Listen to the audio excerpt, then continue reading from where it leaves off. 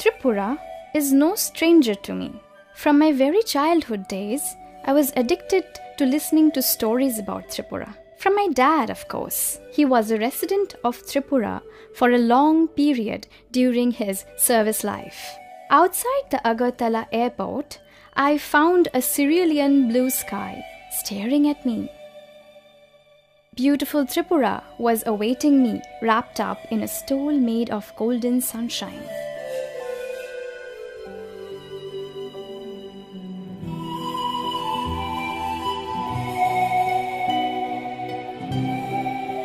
Gitanjali Tourism Guest House is situated beside State Guest House, Shonartori. It belongs to TTDCL, Tripura Tourism Development Corporation Limited. The design and architecture of this building is indeed appreciable. Food and lodging facilities here are utterly delight. This is a free Wi-Fi zone too.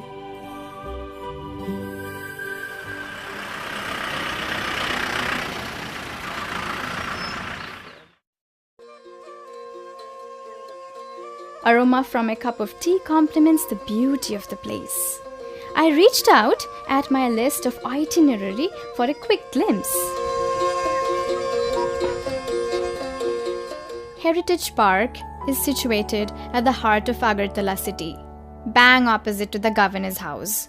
This is actually a miniature of numerous historical places and architectural excellence of Tripura accumulated in a place. You will also find a natural forest here. Moreover, a small plateau of herbal tree and herbs, an amphitheater, and a fountain make the place even more attractive. Influence of Mughal architecture is evident in the structure of Ujjayanta Palace. It was built by His Excellency Maharaja Radha Kishore Manikya during 1899 to 1901. Magnificent tile floor, curved wooden ceiling, and beautifully crafted doors are particularly notable with reminiscence of the bygone era. It has recently been adorned with a spectacular musical fountain at its foyer. It is a state museum now, with a collection of artifacts and crafts related to Manikya dynasty. You will find a combination of folk and mixed culture in the sculptures. Tourism Directorate and Tripura Tourism Development Corporation Office at Shetmahul. Palace compound besides the Ujjayanta Palace. Venuban Bihar, the most attractive Buddhist destinations of Tripura, located at Kunjaban area in northern part of Agartala. This Buddhist shrine preserves some beautiful metal idols of Lord Buddha. 14 deity temple is located at a place called Old Agartala. Vedic and tribal influence is evident in its rituals. Opposite to 14 deity temple stands Haveli Museum.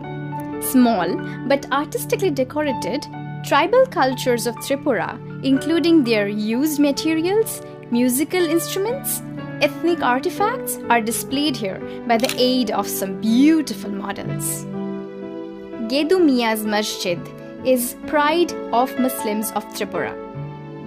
This imposing mosque, located in Shivnagar area of Agartala, bears testimony to the brilliant architectural excellence of Muslim culture. A Khawda checkpost, standing in the pastoral seclusion on the western edges of Agartala, now handles greater influx of tourists from neighboring Bangladesh. The multi-use integrated checkpost along the India-Bangladesh border has been opened at Akhora in the west on 17th November 2013. It has modern facilities and services under a single roof. An international standard passenger terminal too. Tripura has a history of tea plantation. I have only Durbajoy tea garden in my list, though Tripura can boast of numerous tea estates across the state.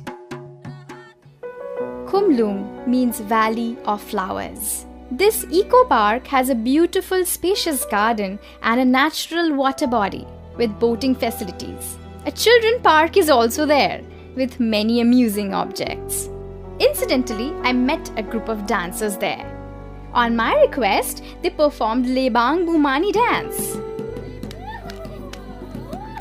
an interesting harvest dance form by regional inhabitants of the northeastern Tripura.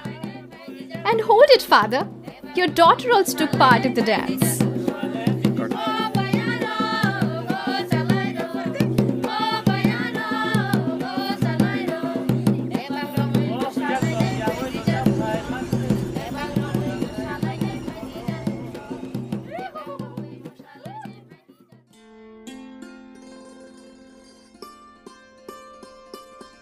Neer Mahal is located in the center of a lake.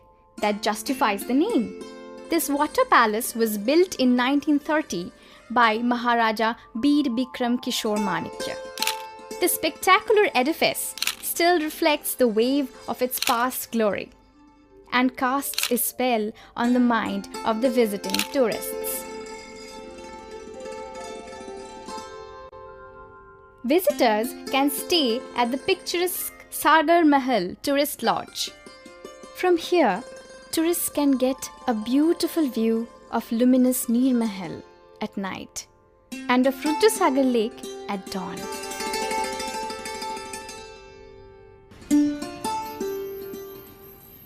At Boxanagar, very recently after a denudation of natural forest area, ruins of a brick-built building emerged in Sonamara of West Tripura. An idol of Lord Buddha confirmed that it had been a Buddhist temple.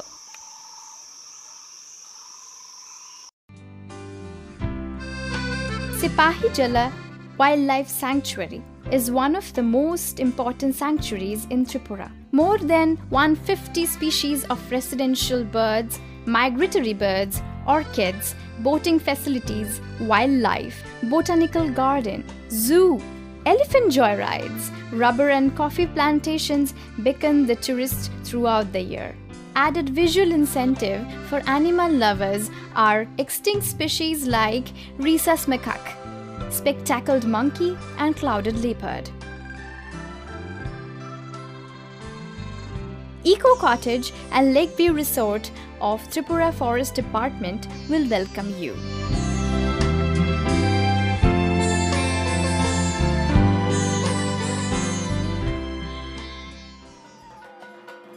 Kamala Sagar Kali Temple, built on hilltop by Maharaja Manikya, is situated near Bangladesh border. Large Kamala Sagar Lake in front of this temple adds to its beauty. According to Hindu mythology, it is one of the 51 most auspicious and sacred places for the Hindu pagans who worship Shakti as an idol. Komilla View Tourist Lodge is nearby. One can catch sight of neighboring picturesque Bangladesh from here.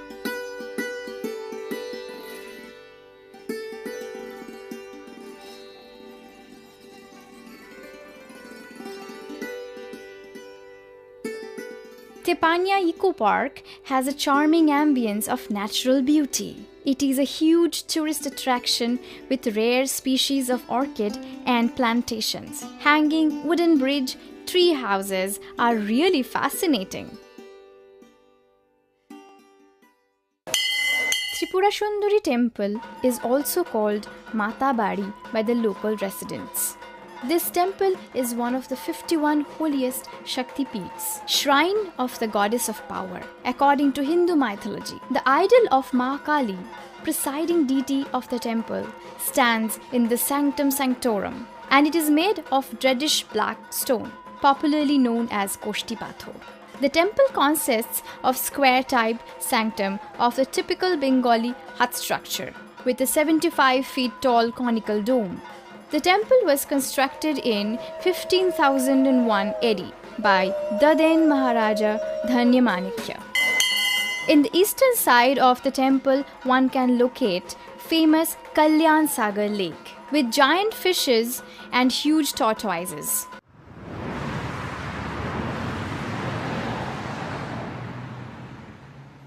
Udaipur, Tripura's erstwhile capital, is famous for many small and medium-sized ponds. They are testimony of the golden history of Tripura during Manikya dynasty. Mahadev Tank is worth mentioning, since history of Udaipur has mingled in its water. On the right bank of river Gomati at Udaipur, Bhuvaneshwari temple was built by Maharaja Govinda Manikya. It finds close literary reference in two of Rabindranath Tagore's famous dramas, Visarjan and Rajarshi. The temple consists of square-type sanctum with a crown-like dome. On the eastern part of the town of Udaipur lies the ruins of Gunavati temples. It is named after Queen Gunavati, wife of Maharaja Govinda Manikya. These temples have a stark similarity with the architecture of Bhuvaneshwari temple, especially in the structure of the dome on the top.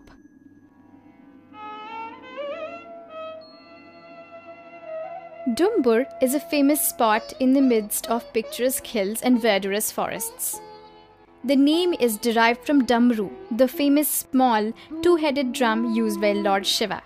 The lake has 48 islands within, also known as Tirthamukh. This lake is formed by a confluence of the rivers Raima, Saima and Gomati, very significant to the pilgrims. Narikal Kunj is a beautiful tourist spot and a very prominent picnic spot as well.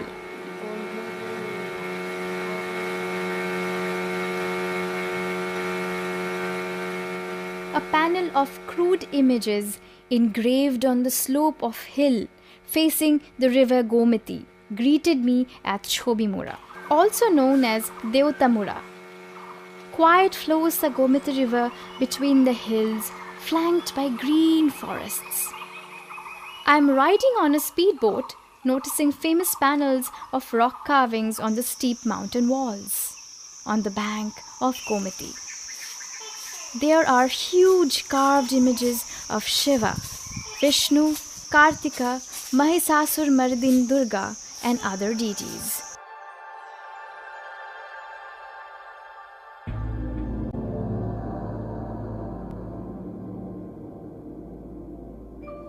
Pilak is a treasure house of ancient sculptures.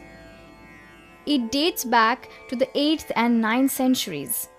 Beautiful images scattered in an area of about 10 square kilometers. The rock-cut images, terracotta plaques and ceilings found here reflect survival of heterodox creeds and sects, representing both Hinduism and Buddhism.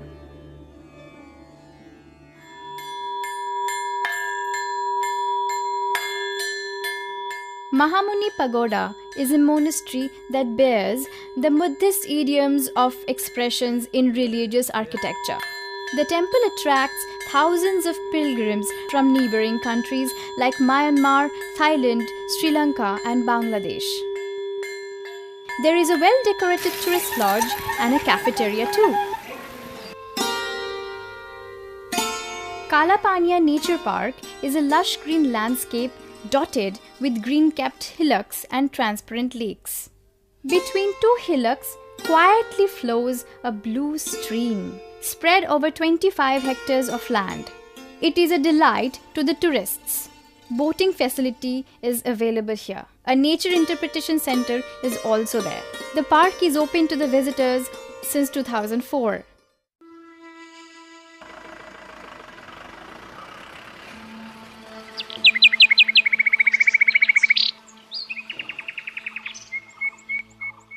Unokoti is a profusion of rock-cut images belonging to 11th to 12th century AD, intricate and finely executed.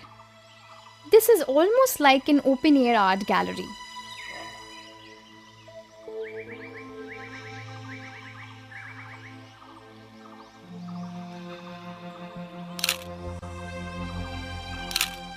Marvelous rock carvings, beautiful murals and waterfalls are mind-blowing. Unokoti means one less than a crore.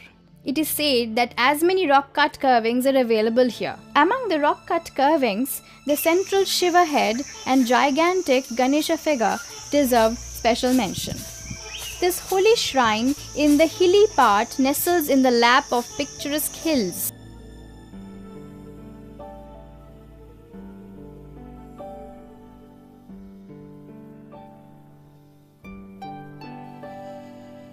Jampui Hill, a permanent seat of eternal spring, situated at an altitude of 3,000 feet above sea level. Jampui is famous for its charming landscape and bracing climate.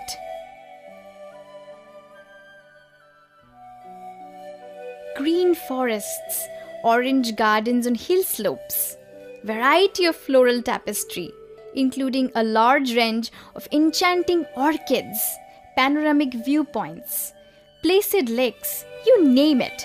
Here, Eden Tourist Lodge is very clean and well equipped with modern amenities, a true value for money. Watching the marvelous sunset from Fuldungshi Hillock, the thought of returning to home suddenly darted to my mind. Someday, maybe in distant future, I may come back to this beautiful state. I will remember the sober hospitality and humble attitude of the people here. Perhaps things will change at that point of time. Maybe I will change a bit too. But the pertinent question would be, Tripura, would you remember me?